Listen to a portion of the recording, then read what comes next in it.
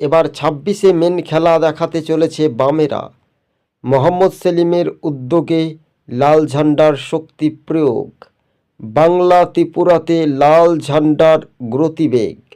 এবার দেখা যাচ্ছে বাংলাতে সিপিআইএম যুবদের সংগঠন আরও মজবুত হচ্ছে। শাসক দল মুড়ি মুড়কির মতো ভাঙছে। লাল ঝান্ডায় শেষ ভরসা রাখতে চলেছে। দর্শক বন্ধুগণ, আপনারা দেখছেন ২৬ টিভি। আমাদের ইউটিউব চ্যানেলটি ভালো লাগলে প্রথম থেকে শেষ পর্যন্ত দেখবেন। চ্যানেলে নতুন হলে সাবস্ক্রাইব করে সঙ্গে থাকবেন। সিপিএমের ওপর ভরসা, দিকে দিকে লাল ঝান্ডায় শক্তি প্রয়োগ।